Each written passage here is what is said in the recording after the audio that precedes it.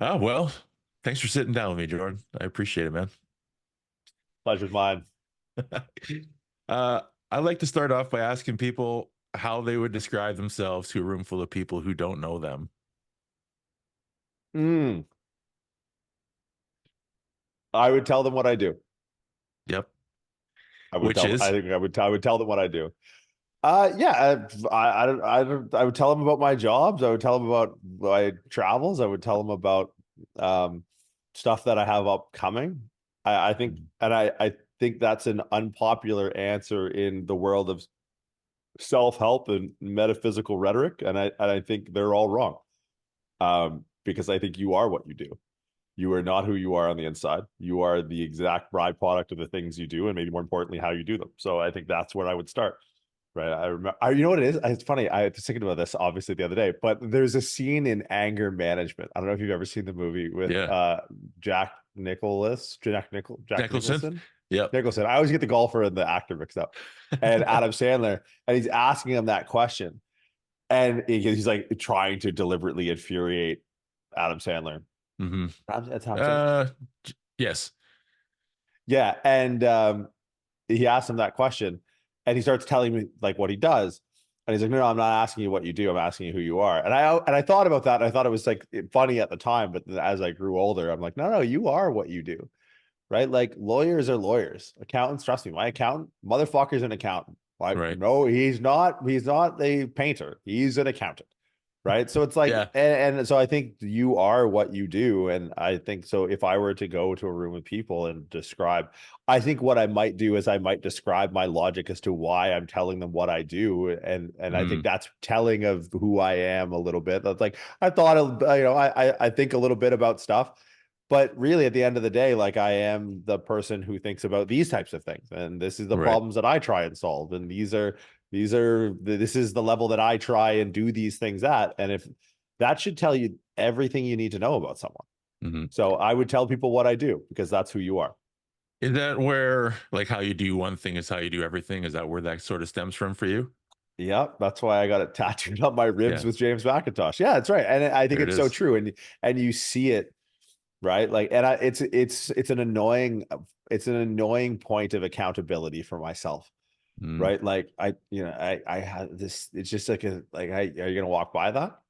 It's on the ground. You didn't put it there. That's like, yeah, your whole life is picking up someone else's mess. Right. So like, why don't you hmm pick it up? It's like that internal dialogue is like 10 times a day. Like I'm rushing out the door and like my contact lens case aren't in the garbage. And I was like, ah. And it's like, it's annoying. I'd love to just walk out the door, but it's like, if I walk out the door, then I'm going to metaphorically leave a contact lens case on a counter hmm somewhere else. That's something else that affects someone else. So it's like, yeah, I think there's validity to that. And as someone who attempts to and subconsciously maybe compartmentalize some parts of their life, I try and have that be at least a universal constant. Right. I think, or I guess I'm wondering for you, like for me, in terms of identity, I feel like I've had an aversion to associating who I am with what I do for most of my life because I've always had this sort of pending sense that eventually I won't be able to do the things that I love anymore. And so if I associate who I am with those things, when that's taken away, I'm into a big problem. And so I don't know. I don't think there's a right and wrong. And honestly, I feel like I've been trying to lean more into the identify with the things that I do. Uh, it's been a bit of a challenge, honestly, 'cause it's like, yeah, but at the end of the day, when you're in the hospital bed hooked up on air, then you'd be doing nothing. Like you are nobody. And like I guess okay, so a different question comes to mind. Have you ever found yourself in a position where you've been unable to do the things that you love, and then in turn had a bit of an identity crisis? Yeah, so I think you got to there's a layer deeper to I think the original question. I probably should have gone on my answer because it's like, I will have to be pretty old and destitute to not be able to talk about working out. Yeah. That's what I do. But I think there's an essence to everything that we do that is transcendent to the thing that we're doing.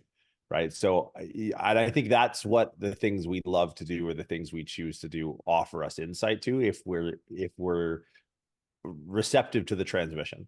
And so I think if you're someone who does something and you enjoy what you do, I think it's an opportunity for you to start to be as a transmitter to that receiver, try and figure out the signal of like, well, what is the essence of the thing I'm doing? So like what I do is the essence of all the things that I do, or the one thing that I do, depending on how you look at it, is I solve problems. Sure. I can always solve problems. There are always problems to solve. Like there's nothing and it's like, so, and not that I like meddling in other people's business, but when someone comes to me with a problem, I love just, oh, thank you. Like I get, you've scratched, there's a little like, there's a poorly painted fence in my brain that's chipping off flakes, and they're so satisfying about just peeling the paint chips off this fence my whole life. So it's like, you know, so maybe not thinking as so directly about the act that you do, but the essence that drives the act. I think you could look at what you do currently. So like, I mean, I loved competitive powerlifting, but it's like solving the problem of getting better at something. Like I haven't powerlifted with ice hockey. I played almost my entire life, and I just stopped one day and never really looked back, because it was just on to the next problem, on to the next problem, on to the next problem. So I think, you know, if there's ever a pushback from that, I just think that you haven't reduced the essence of what it is or why it is you like doing the things that you do, because it's the essence that you could transfer into anything. And so that's the thing that can never get taken away. Yeah. My mind goes immediately to conversations. That's why I love conversations so much. And that to me is how we have the power to change the world. I'm not someone who's going to fight to change things on a global level, because I just don't give a shit. But what I like to do is to sit down with Jordan, have a conversation, and know that the person who sat down is a different person than the person who walks away. And that is how, like, I can see it happening every day of my life with someone that I talk to. It's like, we are both now forever different, and we will then be different in the rest of our days. And that just, to me, that's a net positive all the time.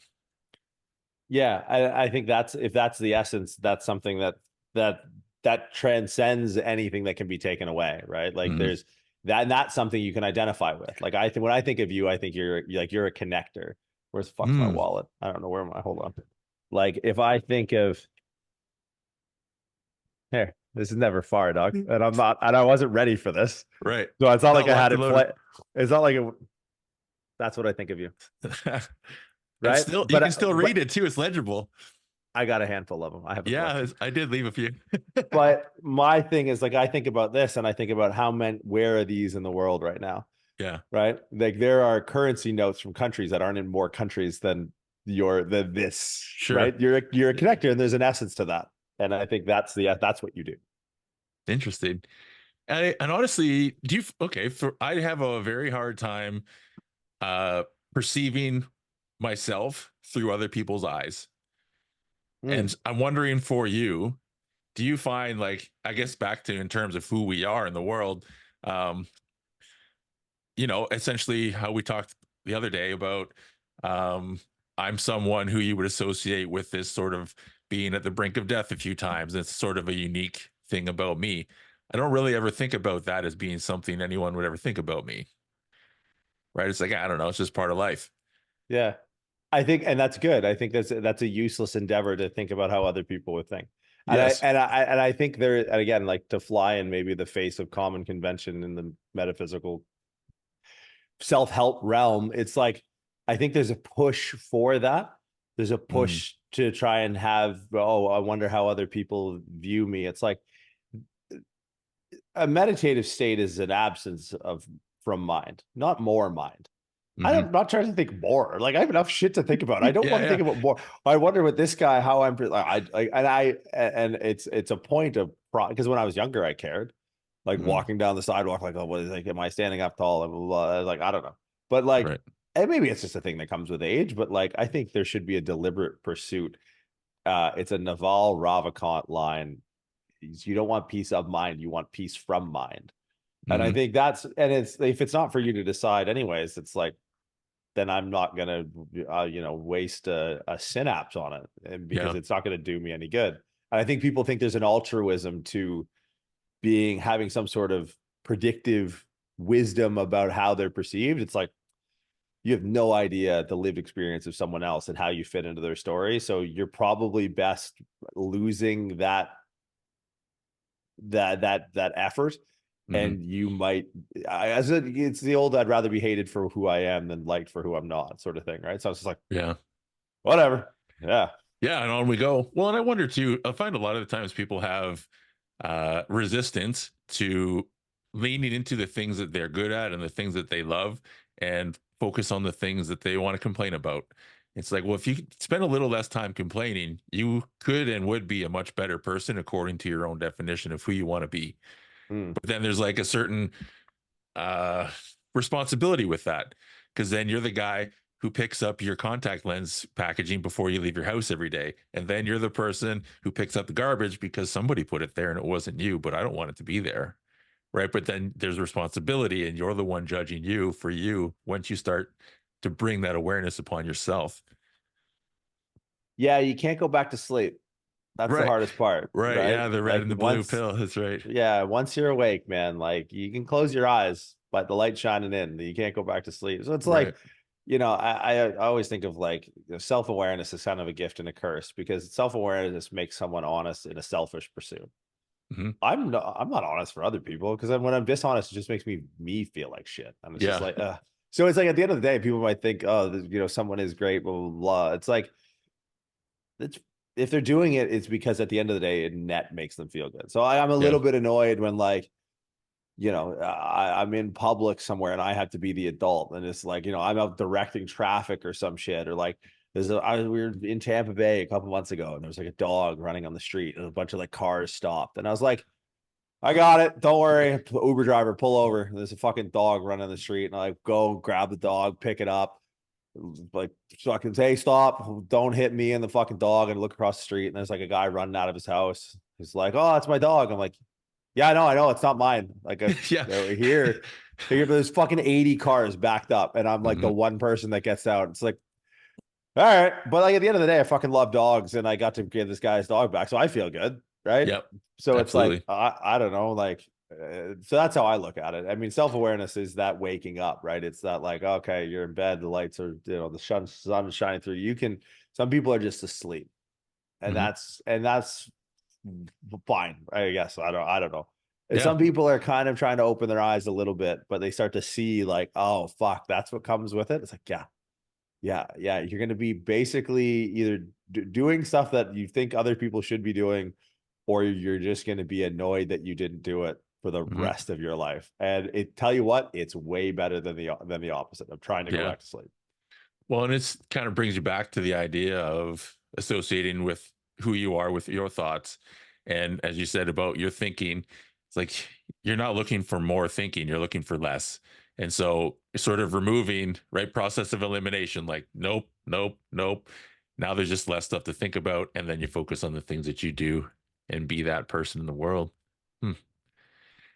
I'm wondering, you're someone who I see as someone who pursues learning, just continuous learning about things just out of interest. And so I'm wondering, for something new to you, if you have no familiarity with a concept or with an experience, where do you start down that path? Like, how do you say, I'm going to learn about this and go? Because I find a lot of people have this sort of paralysis by analysis. Where do I start? Yeah, I think learning and experience are the same thing. Yes. I think learning without experience is just memorization. Hmm. Right. So for me, it's like, and then it's about the experience. So it's like wherever I need to go to be, and the word's a bit played, but like I'll use it anyway, like to be immersed in the thing. Like, or what is the closest thing to immersion in a particular topic that I can get? And a lot of times, like the stuff I learn about is almost a happenstance of my pursuit of freedom from mind. I Hmm. deliberately immerse myself in material that I have no background in to know what it's like to not know anything about something. Because I spend a lot of time, my job is to know a lot about one thing. Hmm. And people come to me because I've accumulated a lot of experience in my 34 years, probably like what I've to now understand is a disproportionate amount of experience in my field for someone of my age. Um, and I was like, okay, I feel slightly disconnected from someone who doesn't understand to the level that I understand these topics and how to apply them. I don't know what it's like to not know that. Because I'm positively reinforced for the stuff that I know and the Yeah. things that I've experienced and how I can impart that. So like, I don't know, let me go into my Audible account and I'll give you some insight Hmm. into just exactly what I mean. Like I sit in and I'm paying attention, like I'm sitting on the back of a flatbed truck, like I'm just like letting these words hit me. Some of the books that I've read, and like I've read, so I'm reading a book right now called Something Deeply Hidden by Sean Carroll, and it's about like quantum physics. Oh, And it's like it's nuts, and it's like they're talking about math and geometry and the universe. And then I don't know, what else do I have in here? Dante's Inferno, which is like a super old book, and it's like I can yeah. barely understand the language of it, or Paradise Lost by John Milton, or like the Quran. I was like, I don't know. It's not about like really the outcome. It's more of a byproduct of like experiencing the novelty that comes with not knowing anything.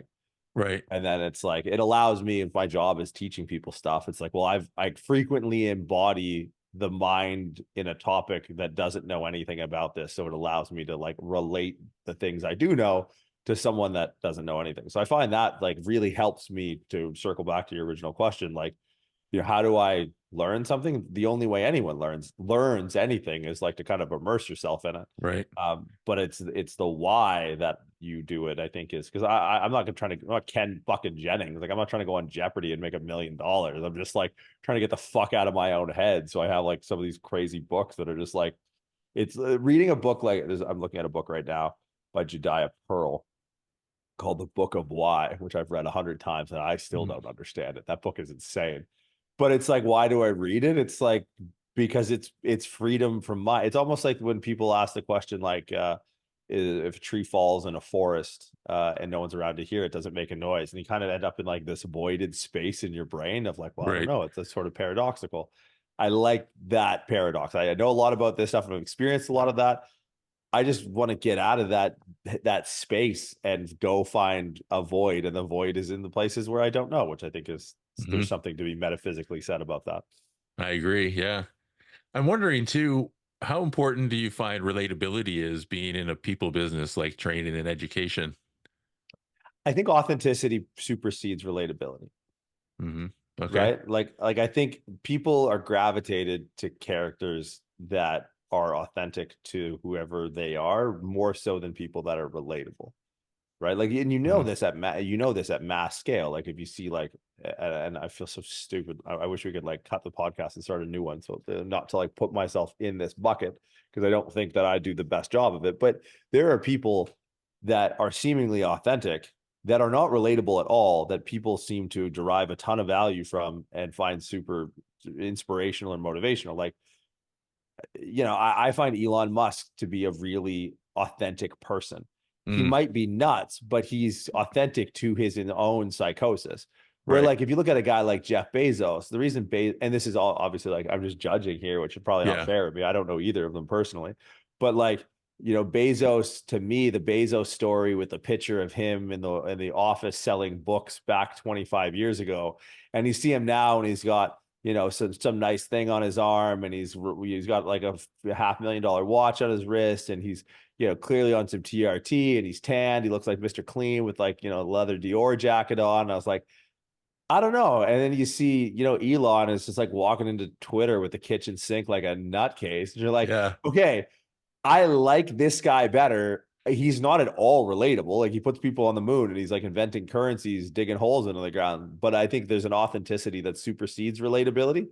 That I think that is and if we were kind of make what is relatable, I think relatable is the pursuit of authenticity. And what we like and what we're drawn to is people who are authentic, because maybe we can learn something from them on how we can be authentic too. Yeah. No, you're very right. I couldn't agree more. And that's uh what is it? Oxytocin is the shared struggle, right? When you share struggle with someone, regardless of situation, really. But then that's one of the powers of storytelling. You can create these chemical reactions in bodies and then have this relatability, but then it comes through a lens of authenticity. I think that's all kind of intertwined. Yeah, it's all stories, man. Yeah, that's That's the it. key. That's it. So I'm wondering, this is another question I like to ask everybody. How would you describe your relationship with death? I'm here for it. Yeah. Yeah, I think, and in a different way, obviously, I mean, a different way than everyone, but it's just like I've done way more than I ever thought I was going to be able to do. Every day is just great by that standard. I was like, I should, yeah, like I've been to, I don't know, almost 70 countries in the last handful of years. Like I get to, so it like, yeah, say la vie, man. Like Right. whatever, it's cool. And I'm happy to be at a place where that's the case, and it allows me to see more and more until one day I don't. But it's like, yeah, I think mortality is it's a really it's the only useful measurement tool that we have. Yeah.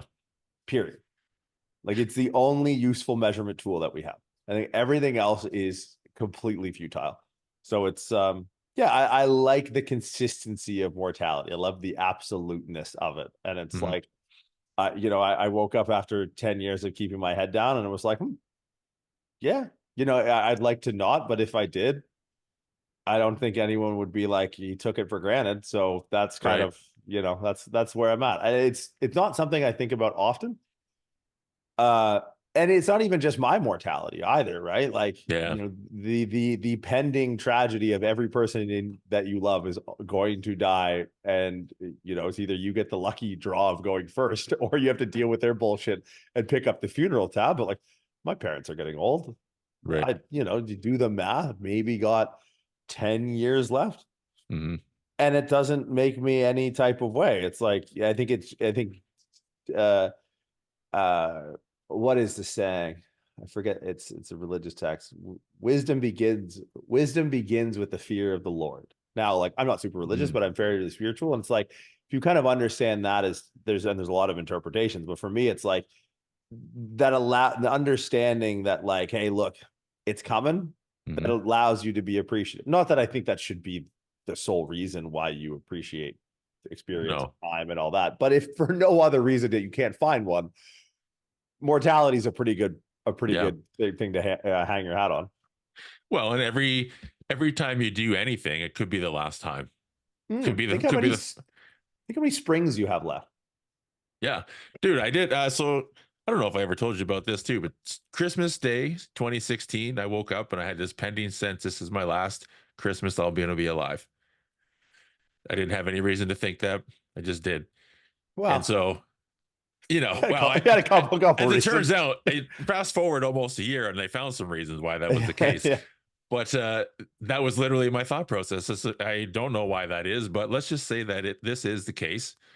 How do I want to spend my last winter on this earth? What do I want to do? Who do I want to be around? And just go do that. Spring came, did the same thing. Quit my job, moved, did a whole bunch of shit, ended up flying to California, married a lady, this whole crazy thing. Came home, boom, you're in heart failure. Actually, you're probably going to die. There it is. Nailed it. Yeah, right. But it was a neat, you start doing all the things that you always put off, like catch the sunset, fucking go for the experience. And that's, I think, one of the reinforcing experiences in my lifetime that shifts from pursuit of happiness to pursuit of experience, Hmm. where it's like happiness couldn't be less important to me. I know that that will be a byproduct of doing things that I love to do, like whether they're hard, easy, or otherwise. Like, I just don't really care about being happy. There's like 1,000 things you can be, and happiness is like mediocre on the list. Yeah, I think it's maybe a transient byproduct of fulfillment every now and then. Yep. Right. Yeah. Like the Right. the contact lens thing being like the bane of my morning routine. Not that I have a morning routine and it's different Yeah. every day, but it is a The weird four anchor that hours. I have. Yeah. But it's like, there's a fulfillment that comes with getting the dog off the street. There's a fulfillment that comes with, and at a certain point, it's like, yeah, because now I'm sure it's ingrained into you. You don't have to have that. Um, you don't need to have that revelation moment on Christmas Mm, that this is going to be it. I think you just kind of wake up after a certain, like, that becomes habitual. yeah. Like, and I think when you start to realize the physiological and psychological benefits of adhering to that type of self-imposed urgency, Mm. you start really leaning into it.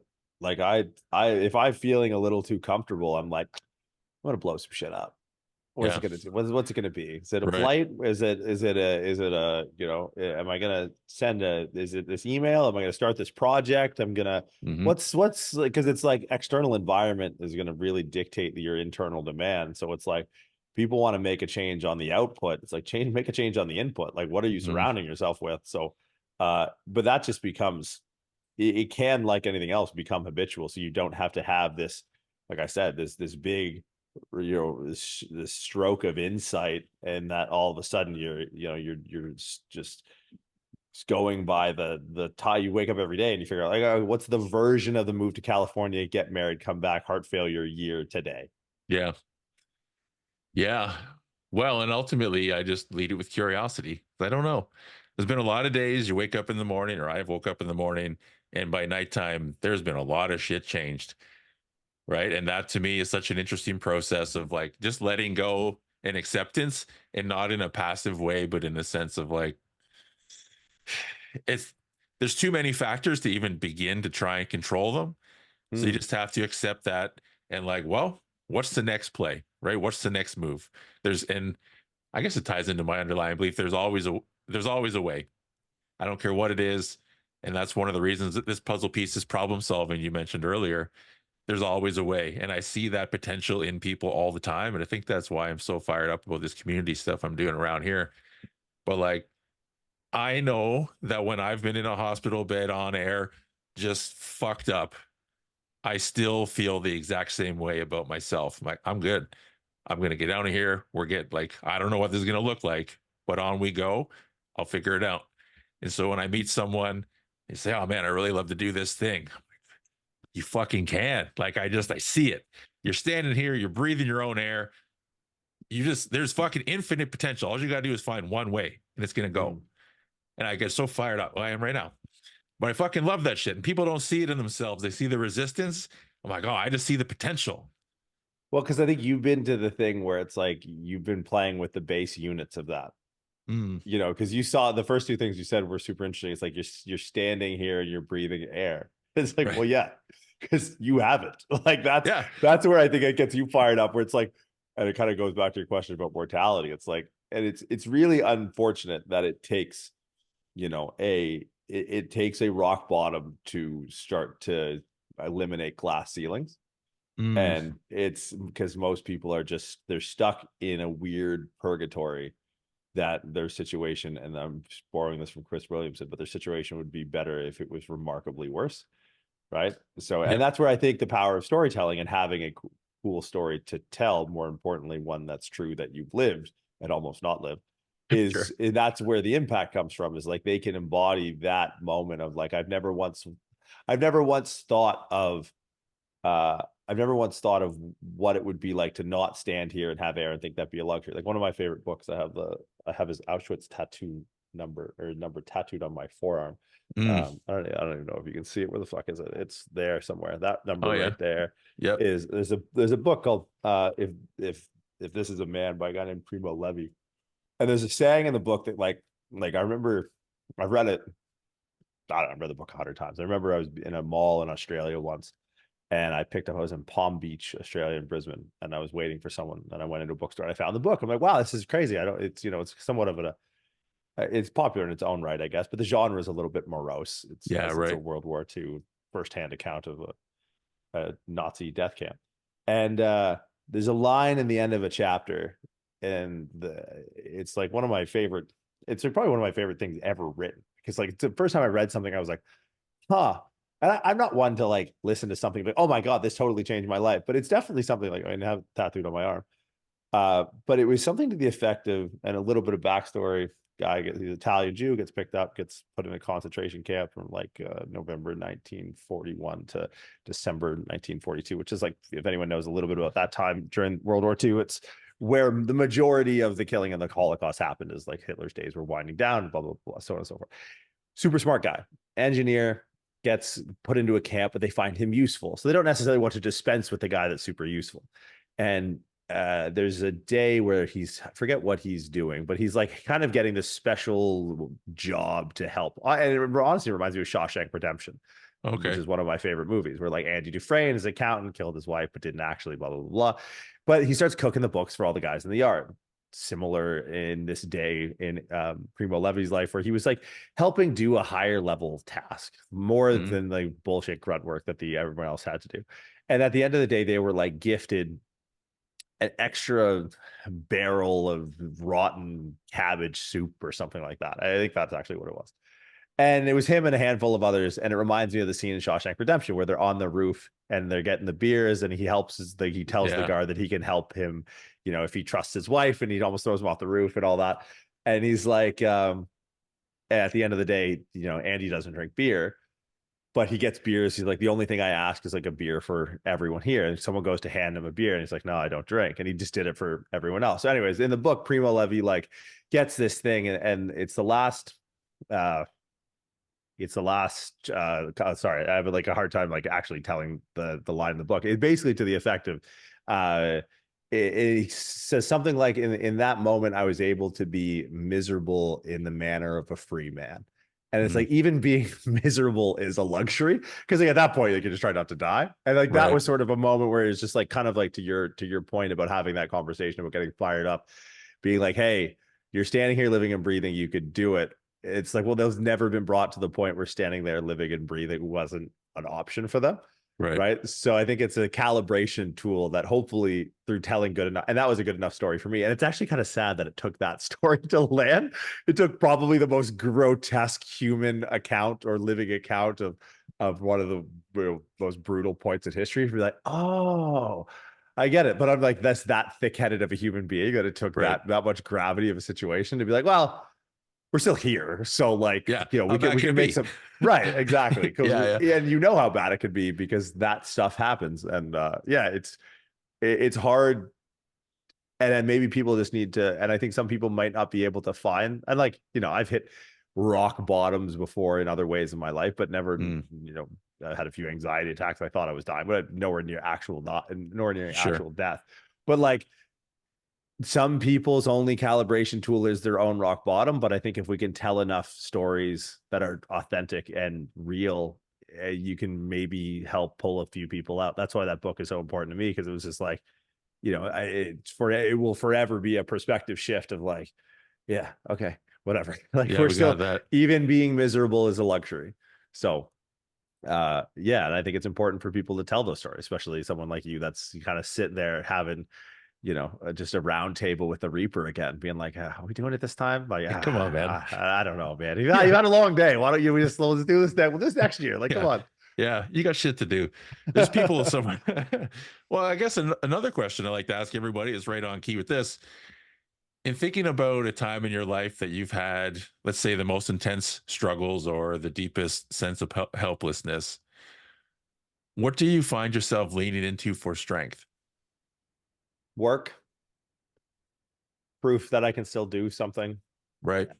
Yeah, it's always work, man. It's always reinforcing who you are, so to speak. Yeah, it's just that like either you can always do something, and I think that's what work allows you to do. And sometimes it's not groundbreaking, sometimes it's not meaningful, but it's still change. And I think like it's some days I wake up, man, I'm just like so gassed that the first 10 minutes of my day, I go on my phone and I unsubscribe from the bullshit emails I got the night before. And I was like, it's something, right? It's something that'll play into the future. This investment of 10 minutes won't be lost because I'm not going to get berated about end tables from Wayfair, whatever the fuck I get emails from, or like, it's a holidays, Mother's Day brunch at some restaurant I went to once. So it's work. It's always been work. And I think that's where I think it's probably a product of my upbringing, where I grew up, how I grew up. But I think like of vices to lead to, I think that one's pretty good. It's not like a fucking horn in my sock where I'm going to start banging dope in the morning or something like that. So yeah, that's an easy answer for me. And I think if you don't have a crutch in those moments, may I suggest work? Because it's even if it's true, and like work done well, like I love going to places some of the best service I've ever gotten is at a Tim Hortons in a town I'll never go to again. And I think Mhm. there's such an honor to that, because it's a sense of ownership. It's like that person fucking puts their contact lens in the trash before they go to work. You know what I mean? Yeah. And they smile about it. They're like, I fucking love this shit. I get to go. And a lot of they charge the social batteries, even to go around to it's sometimes a selfish endeavor. And I put no connotation on selfishness. It's Hmm. like fucking right. If you get fired up and to go back into it's the we are a series of feelings we leave with the people around us. But if you are in a service based business, customer service, whatever, and everyone that you see every day, how the hell are you? Right? You have an energy about you. You're smiling. You ask about the day, and you just love the shit genuinely. Everybody that goes in there is going to be like, "Fuck, I've never been to Tim Hortons like that before." Yeah. Right? It's like exactly.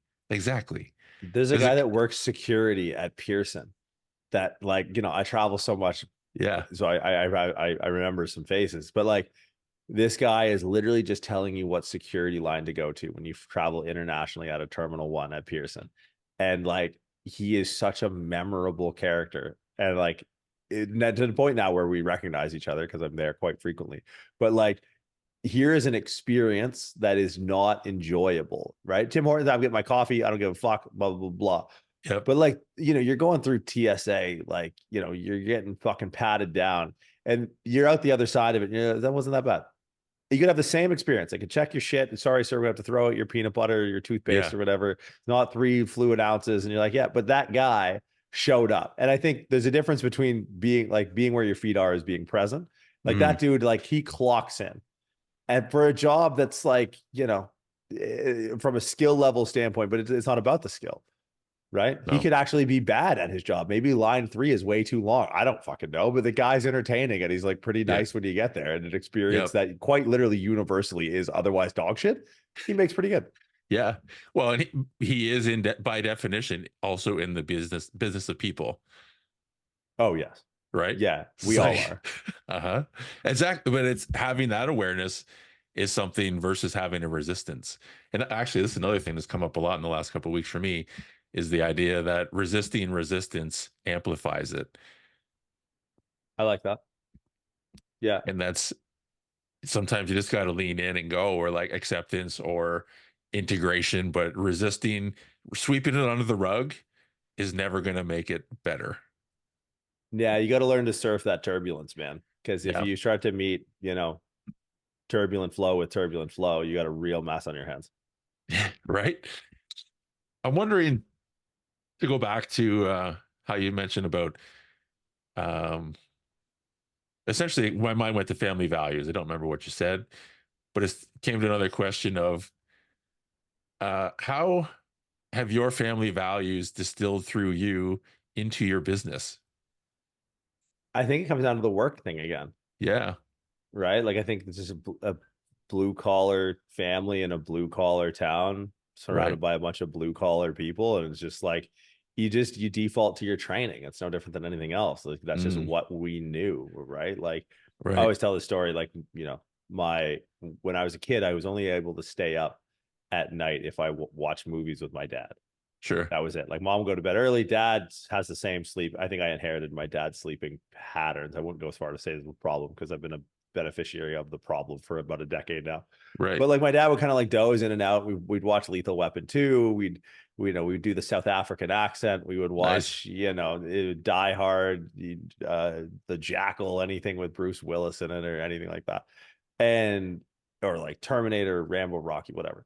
And for the longest time, I got into lifting weights. I watched all these movies. Certainly there was a subliminal effect there at Yeah. some point, right? Like I'm not mute to the idea that these probably had a massive influence on like an inferiority complex. Like I should probably be big and strong. Why? Because the hero who gets the girl is big and strong. I was like, okay, let's Of go do that. course. Yeah. And then, but once I got like mid-20s, it was just like, I really kind of wanted to be the guy on the couch that dropped the remote when he was taking a nap and then woke himself up and was like Yeah. said a few one-liners from the movie and pretended to be Danny Glover before he fell back asleep again. I was like, kind of just want to be that guy, right? Right. Like, because that guy earned his pillow every fucking day, whether his pillow was, the couch cushion or he made it to bed some nights. It's just like he worked. Like it's just all my family knew was like Mm. Dad worked, mom worked enough to put food on the table and get us to sports to keep us out of drugs. And all our friends' parents worked, line jobs, factory jobs. And you like look up, there's no skyline in Windsor. It's just smoke. And it might as well be evaporated sweat of the entire city just fucking working all the time. So it's just like, yeah, I don't know. I wouldn't trade it for the world. And I would almost, if anything, I commend people who came up and had established a work ethic any other way.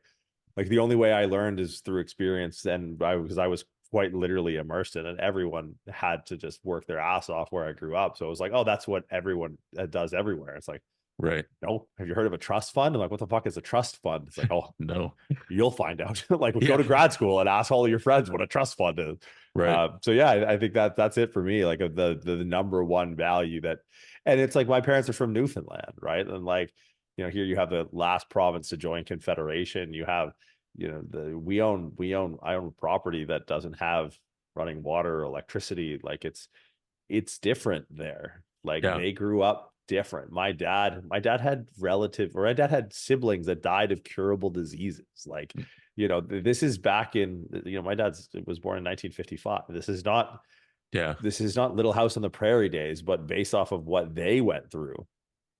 And so you hear those stories, and then, get surrounded by your extended family, and like, Pop worked on the railway. Other Pop worked in the fucking cedar mill. His dad went to war, walked across Belgium after getting mustard gas. It's like, I work on the internet. Are you joking Yeah. me? Yeah. Holy shit, what a pussy. Like, it's like, but if I could work really hard on the internet, it's like, all right, that seems to be working out for me. I don't work on the internet to work less. Right. Yeah, well, and it's back to that, how you do one thing is how you do everything. It's you have a pride in your work, and in turn, and just a confidence. I think you carry yourself as a different person when you can stand behind what you do. Yeah, I think that you owe it to people. There's this. I mean, I get a lot because movies are just really good storytelling, in my opinion, right? Like there's a scene in Good Will Hunting is another one of my favorite movies. Yep. And there's a scene in there where they're at the end of smashing rocks all day. It's Ben Affleck and Matt Damon, and Matt Damon's going to or Ben Affleck kind of harassing Matt Damon about like what is he going to do. He's at the end of his like therapy stuff, and he goes got away with beating the shit out of the guy in the park, and he's like has all these job opportunities, and Matt Damon's character is like, oh, I just want to stay here, smashing rocks. He's like, fuck you, you are like, you're like, you have this unbelievable opportunity, but none of us have. It's like, you're spitting in our face if you stay here type thing. And I think that's true of everyone with any opportunity. You owe it to the people around you. And I think, if those people don't want you to go, they're not really people you should keep around you to begin with. But it's like, my great grandfather didn't walk across Belgium with legs the size of hot air balloons so I could sit here and do less, right? Or like, my great grandfather on my other side was a Commonwealth bare knuckle boxer. It's like he didn't get punched in the head for a living so I could sit here and do less. Like my dad didn't work 40 years as an engineer so I could sit here and do less.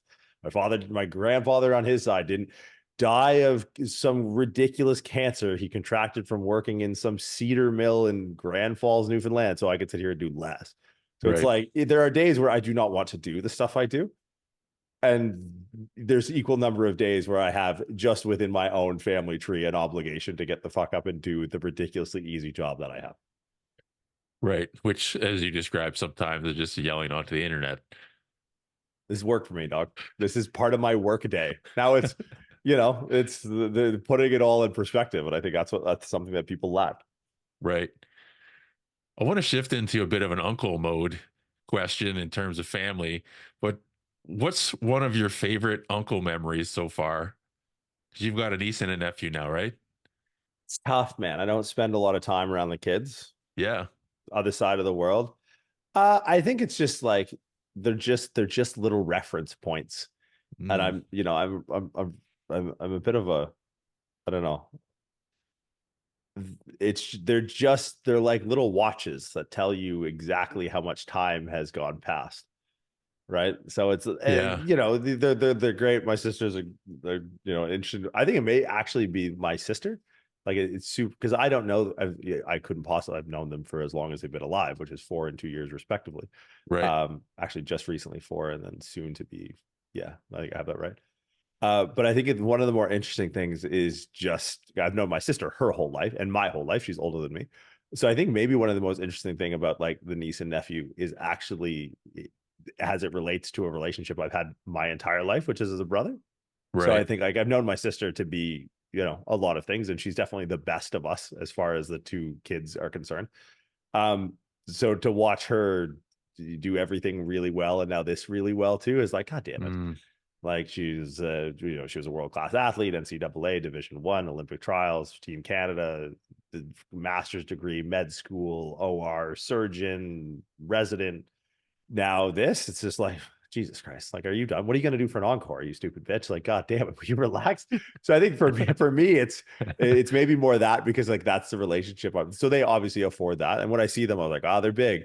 And then I look in the mirror and I'm like, oh, you're old. And it's like that's sort yeah. of the correlation. Like the bigger they get, the older I get. But Yeah. yeah, I would say that's probably in a bit of a backwards way or a sideways way. That's probably what I get out of it most is like watching my Interesting. sister as a mom. It's like Yeah. this bitch used to feed me lipstick as a kid, and now she has her own kids. Like she used to put me in a laundry hamper and then throw me down the stairs. Like what state gave this woman a child? I don't know. Like, oh no, she's actually a great mom. So Yeah. yeah. It's such an interesting thing too, like to see like both of my siblings have children now as well. And being a parent is just a different hat, right? Because as you said, you know them your whole life and you know who they are. And then to see how they are with their own children, it's just like, fuck, you're just good parents. It's such a neat, I don't know that pride's the right word, but I just like it all, that endearing. I definitely have the big brother syndrome where like, and I'm the oddball now. Both my siblings, married, children, houses, that whole situation. I'm a bit of an odd duck, right? But I also know that, and I've told my nieces, if anytime, anywhere shit is hitting the fan, you call me because I'll do the shit that needs done without it. I'm that guy, and I love that. Like I just fucking hope you know that because it's fucking true. Yeah, I think I'm toe tagged for the cool uncle designation. I hope when it Right, gets to time, like right, I'll be the big scary uncle that uh flies in and handles stuff. But yeah, we're talking 4 and 2 right now, so it's a yeah. You little got bit tough to try to toughen the little guy up. He's big like me, which I like. We have nice, pictures. He's looked real similar. I think that's maybe a neat thing because like cool, we are scarily like my parents have brought up pictures of me at 2, and like we are hmm identical. He's got hands the size of fucking catcher's mitts already, and he's like everyone. Like, my kid is in the 93rd percentile. Like Hayden is like not even like he's quite literally off the charts in size. So I'm like, oh okay, right, like this kid's gonna at least have the hardware. We just got to get the software in there. But right, yeah, it's wild, man. I look at it almost from a parenting side. I just look at it, and this is so I don't know, maybe a spectrum answer, but like I just see like the power of evolutionary biology, like the biochemical switch that gets flipped on the day a kid is born in a parent's brain. Like mm, I won't do like ayahuasca or anything like that because I'm like a little too concerned of how I've seen it change people. right, Kids is like 1,000 times more potent than that, right? Like some prick you don't really like goes to Peru and comes back and he starts wearing like baggy pajama pants everywhere. You're like, oh God, like I don't need that to be me. yeah, Like there's some places I go where I have to have a dress code and I can't wear a beaded necklace. But then you like it is a universal experience that was someone the second they have a kid, it's biochemical brainwashing for right, the preservation of the species. And it's like, I don't need Darwin being the shaman right now. I got a lot of stuff that I need to do. So right, that's been a wild thing for me is to continually with not only my sister, but with friends of mine who have kids, the consistency and the sure shot of that biochemical arrow when it gets fired the day a kid is born just goes right through the psyche of anything you thought you knew about that person. And right. that's just dead forever. And it's just like, oh, dude, that's nuts. I couldn't do that. Not in your future.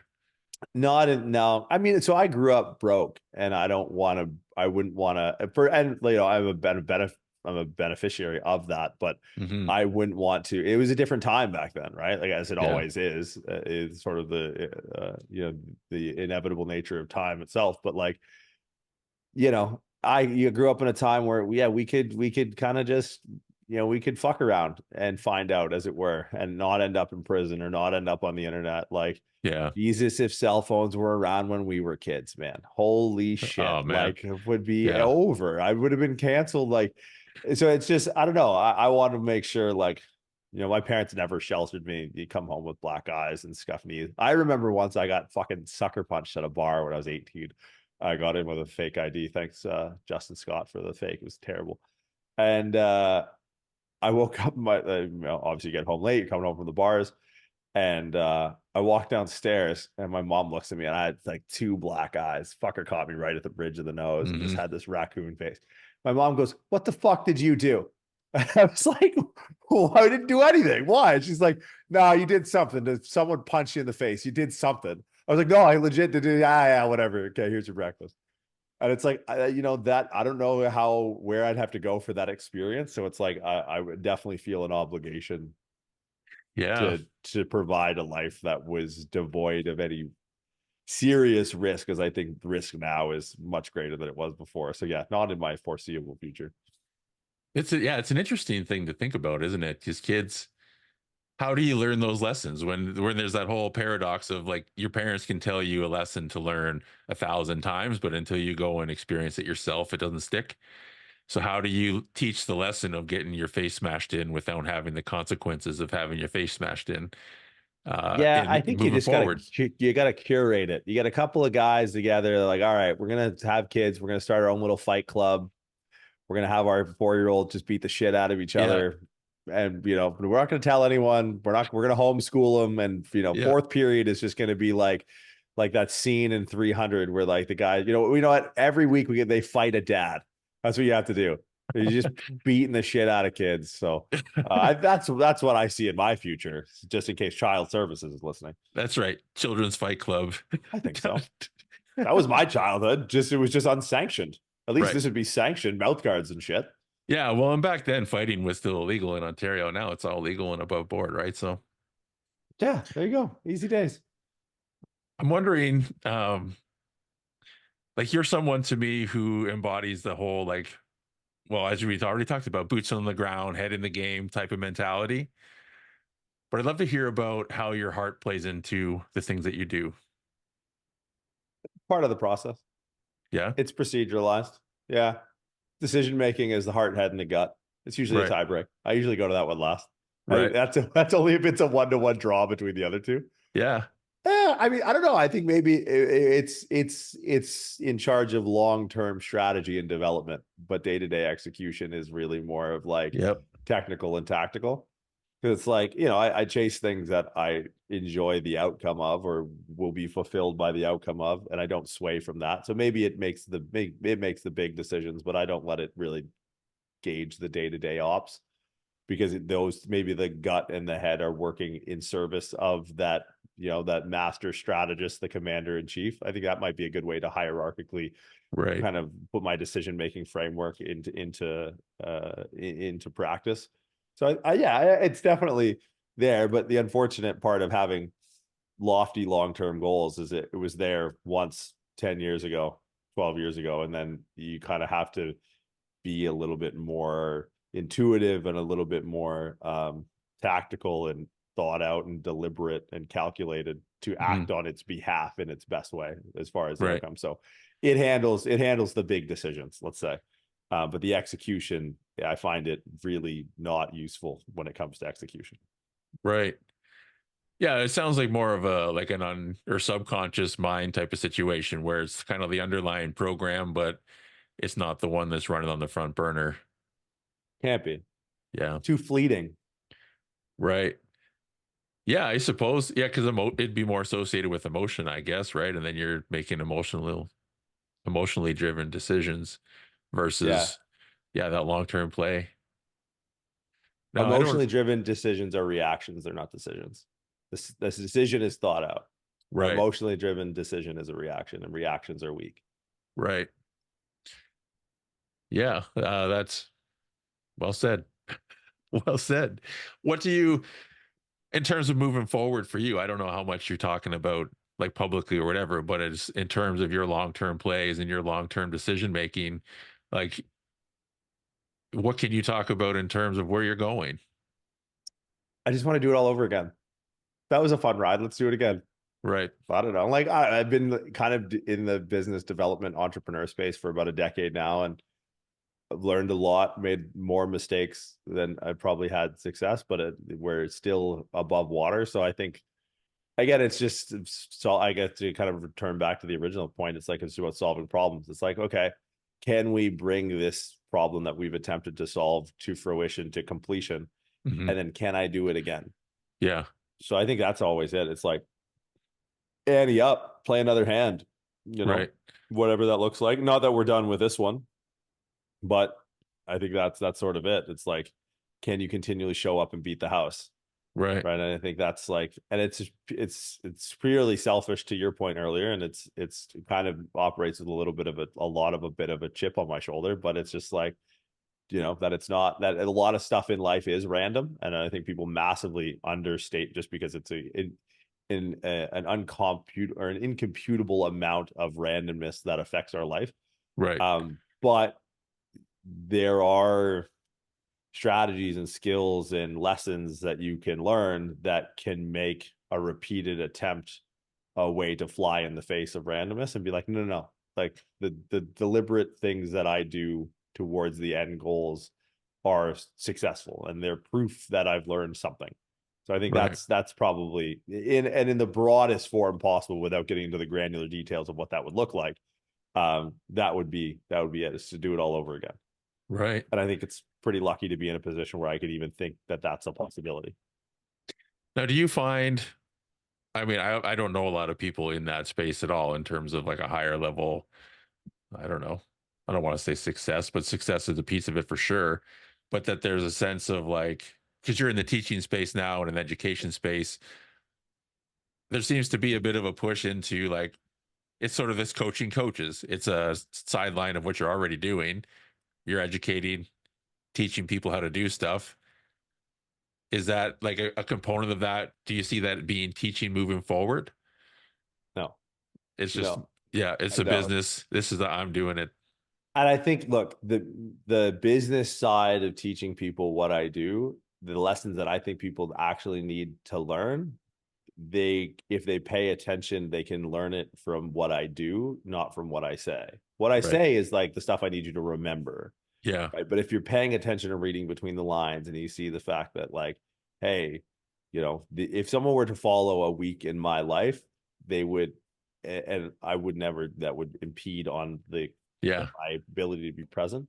But like, if you pay attention, if you really want to learn, it would be those things. It's not going to be sitting down on some 7-figure mastermind and stealing Yeah. Yeah. money, because I know for a fact there are things that I remembered that are useful, and there's things that are experienced that I learned. Our business is teaching the things that people need to remember, so that then if they're paying attention to the experience that brought me to that point, that's why we use a lot of stories. It's like, if they embody that and they learn from that, then they'll be able to grow a business without me, setting up their Shopify store or whatever. No, like, I find that to me, and as what I've learned as a business owner, is that's just a sign of a bad business, right? Mm. Like, we have a business model that is a real business model that allows us to scale without sort of this mal-incentive vertical of selling a pipe dream to someone, right? Mm-hmm. Who's not willing to experience the lessons that they need to learn to get to where they want to be, right? So it's just, Yeah. that's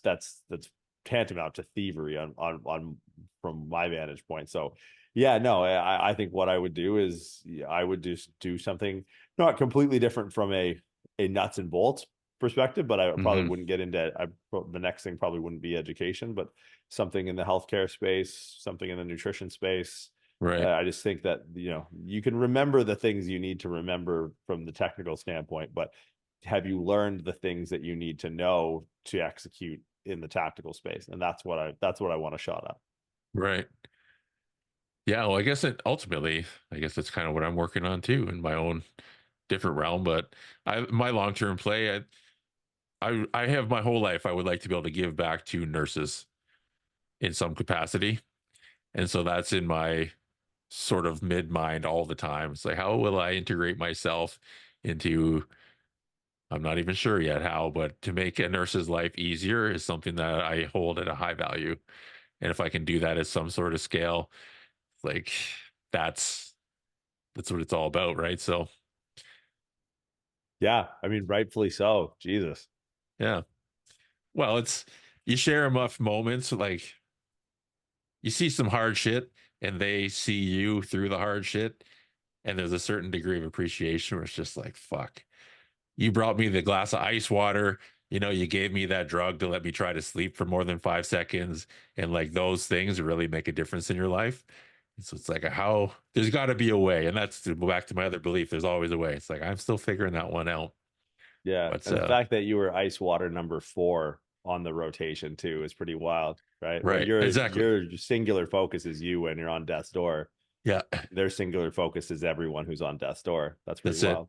I know, and that's, as you talk about, not today but previously, you've talked about meta impact and things like that. To me, that's a meta impact beyond my comprehension.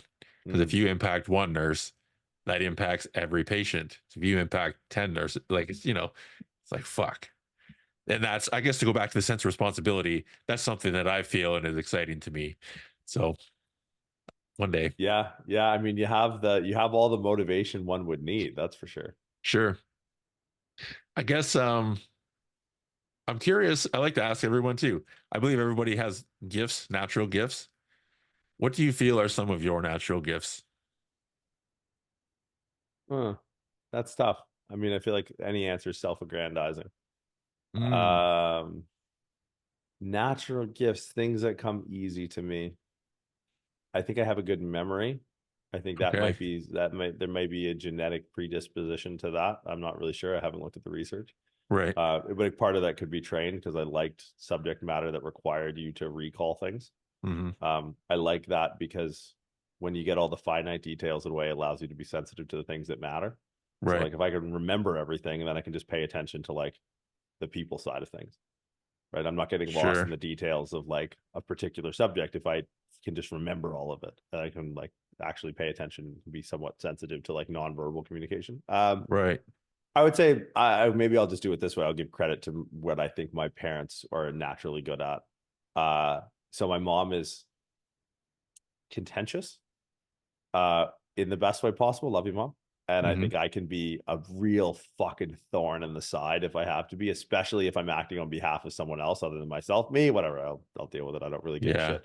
But like I kind of have this. My mom is like she's kind of a Robin Hood champion of anyone. Like if someone's getting bullied, my mom's going to be the one's like, oh yeah, you're going to see bullied. I'll fucking bully you. So, uh, my mom's definitely the protective one. And I think I inherently get that from her. And then when it comes to like, we used to have this joke whenever we were literally anywhere where my dad is just, he's a bit of a free bird.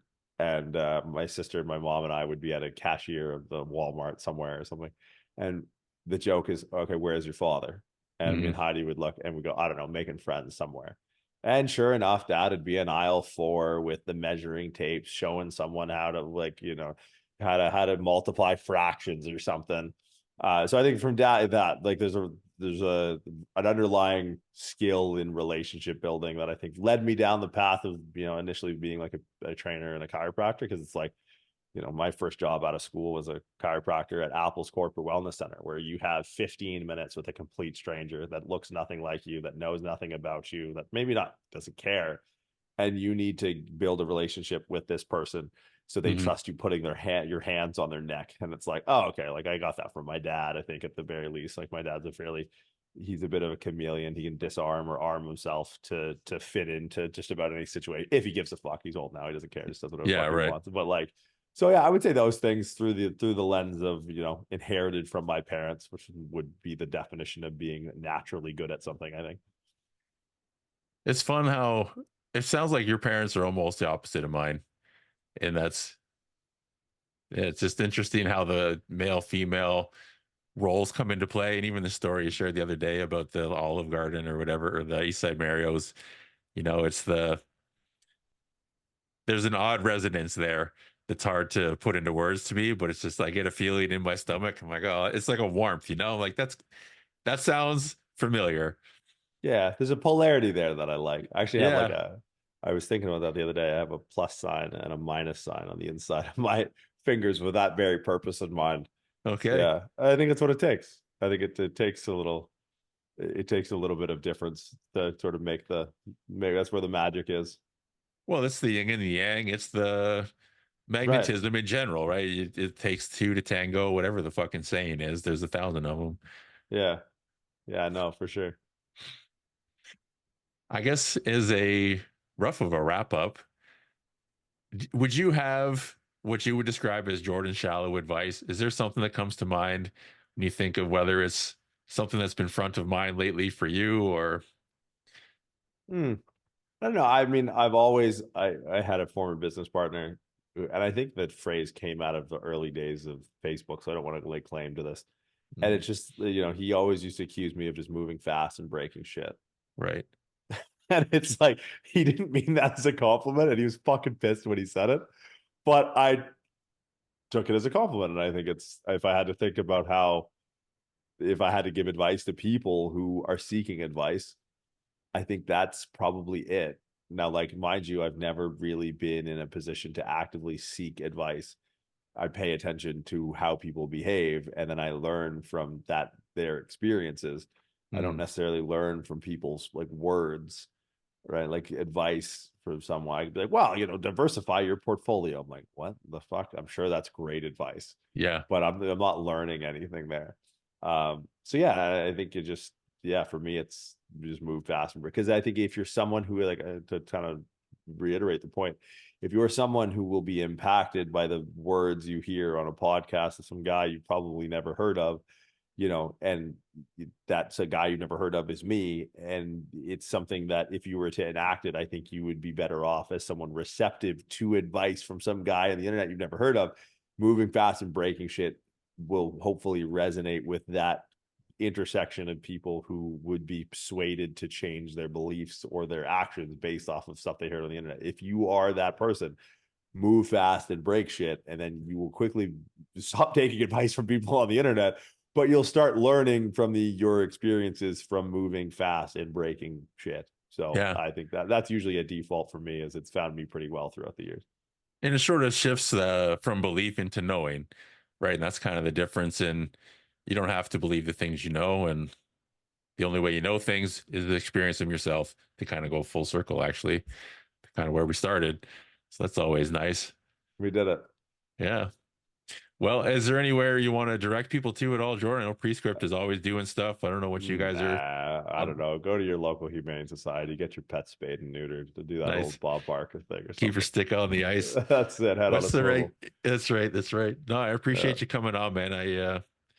Every time I get to chat with you, it's a good thing. So My pleasure, man. Thanks for having me. any